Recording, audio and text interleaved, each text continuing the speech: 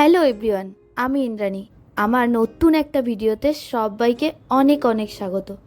আমরা তো ভীষণ ভালো আছি, আশা করব আপনারাও। বোনের বিয়ের বেশ কিছু অংশ আপনারা শর্ট ভিডিওতে দেখে নিয়েছেন, তবে চেষ্টা করব আরও কিছু কিছু ছোট ছোট জিনিস দেখানোর, যেগুলো শর্ট ভিডিওতে দেখা যায় না।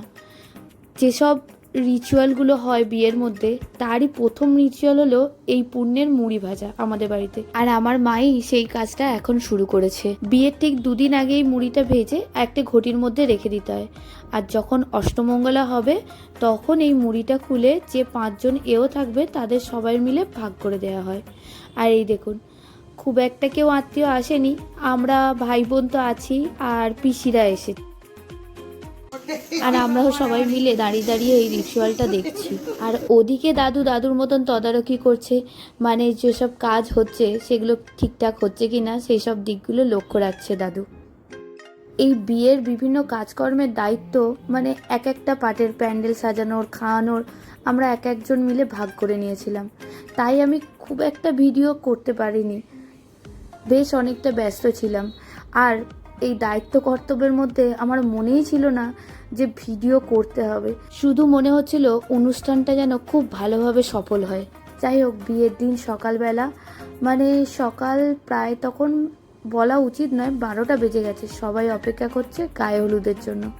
গায়ে হলুদ আসতে বেশ অনেকটা সময় লেগে গেছে, প্রায় 1টা মতো বেজে গেছে। আর এই দেরিটার জন্য প্রত্যেকটা অনুষ্ঠানও আস্তে আস্তে দেরি হচ্ছে। আর এই যে বলতে বলতে গায়ে হলুদও এসে গেছে। তবে গায়ে হলুদ ওই বরের বন্ধু আর তার বউয়েরাই সব কিছু নিয়ে এসেছে। আপাতত যেখানটায় বিয়ে হবে সেই জায়গাতে সব কিছু সাজিয়ে দেওয়া হয়েছে, যাতে সবাই খুব ভালোভাবে জিনিসটা দেখতে পারে। আর বেশি দেরি করা যাবে না, এইবার টুক করে গায়ে হলুদের শাড়িটা বের করেই বোনকে রেডি করে ফেলতে হবে।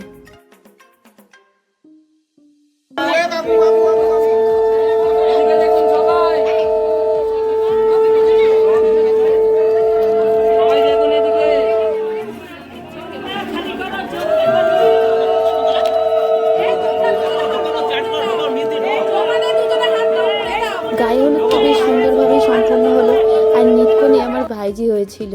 তারপর গায়ে হলুদের পর বৃদ্ধির অনুষ্ঠান। আমার বাবাই এই পুজোটা সম্পূর্ণ করছে, আর কাকিমাকে মনে হয় পাশে বসে থাকতে হয়। আর এই বৃদ্ধির অনুষ্ঠান শেষ হলেই তবে স্নান করতে যেতে পারবে। আর জানেন তো, এই একই জায়গায় আমার দাদার আমারও বৃদ্ধির অনুষ্ঠান হয়েছিল। আর এই যে বেরিয়ে পড়েছে স্নান করতে। তবে আমি আর ওদের সাথে যাব না, ওর সব বন্ধুরা আছে, মাইমা আছে, আর আমার মা স্নান করাতে নিয়ে যাচ্ছে।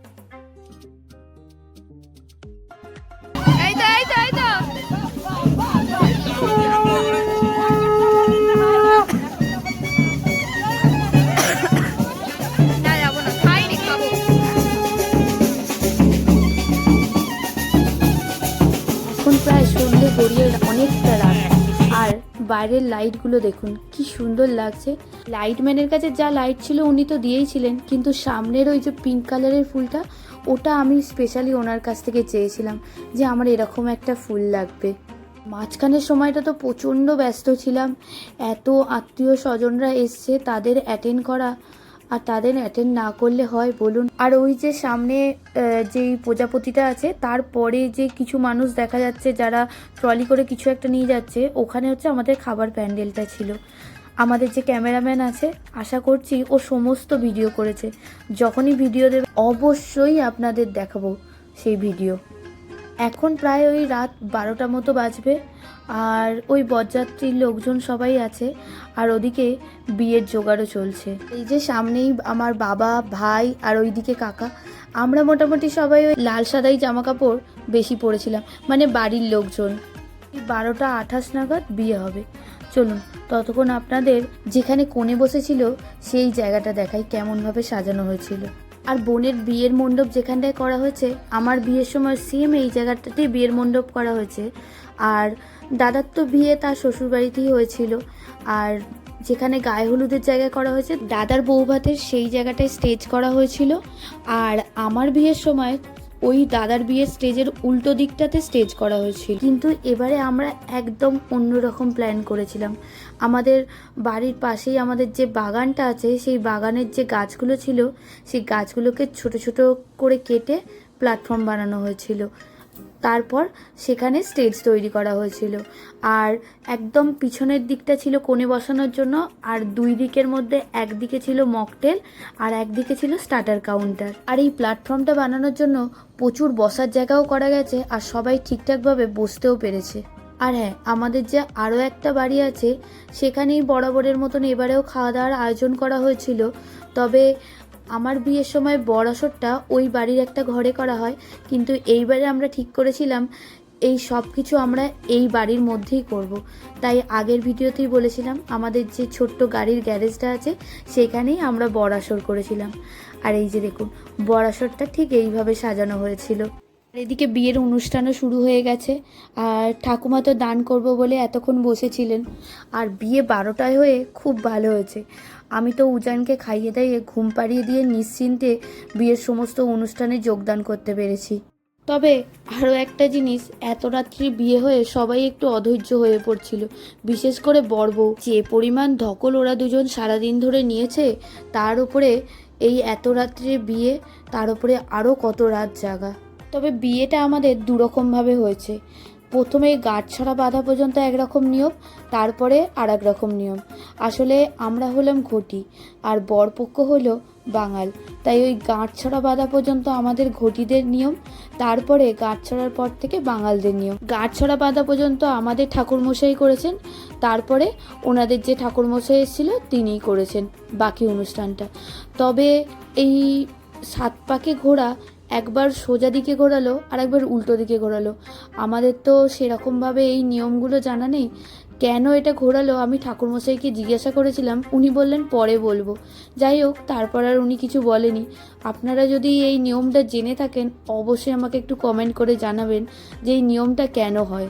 বিয়ে সম্পূর্ণ হতে প্রায় রাত 3টে বেজে গেছিলো। পরে খাওয়া দাওয়া এই সব কিছু মিলিয়ে আমার তো শুতে শুতে 4:30 বেজে গেছিলো। আর ওরা বাসর রাত জেগেছিল, ওরা তার পরের দিকে শুয়েছিল। পরের দিন বিকালবেলা বিদায়ের সময়, সেই হৃদয় বিদারক সময়টা, যেটা প্রত্যেক মেয়ে যতইভাবে আমি কাঁদবো না, কিন্তু তবুও কোথা থেকে যে চোখের জল চলে আসে। তবুও আমি আর ভাই চেষ্টা করেছিলাম কিছুটা মজা করে হালকা রাখার, যাতে না কেউ কাঁদে।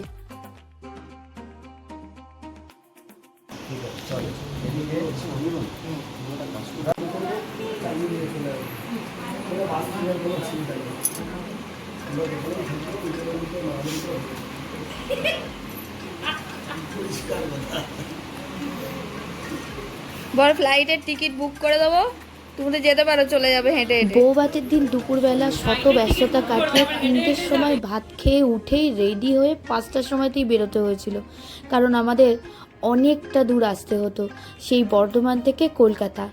মানে আপনাদের তো এতক্ষণ বলাই হয়নি, ছেলের বাড়ি হলো কলকাতার মানিকতলা, আর আমার বাড়িতে সবাই জানেন ঢাকুরিয়ায়। মানে আমাদের দুই বোনের শ্বশুরবাড়ির দূরত্ব মাত্র ওই 11 কিলোমিটার, মানে 40 মিনিটের মধ্যে আমরা মোটামুটি দুজন দুজনের কাছাকাছি পৌঁছে যেতে পারবো। পৌঁছেই তো দেখলাম বোনকে অসম্ভব সুন্দর লাগছে, একদম রাজ রানীর মতন দেখতে। আর এই যে এই ঘরের মধ্যে আমরা আমাদের সমস্ত তত্ত্ব সাজিয়ে দিয়েছি। আমরা সবাই খুব চেষ্টা করেছি সমস্ত জিনিস খুব যত্ন করে এত দূর থেকে নিয়ে আসার। তবে হ্যাঁ, আমার মধ্যে ভীষণ একটা আফসোস কাজ করছে যে বিয়ের এতগুলো অনুষ্ঠান আমি আপনাদের ভালোভাবে দেখাতে পারলাম না। কি আর করা যাবে, ফটোগ্রাফার ভিডিও দিলে অবশ্যই দেখাবো। আজকের মতো এখানেই শেষ করলাম।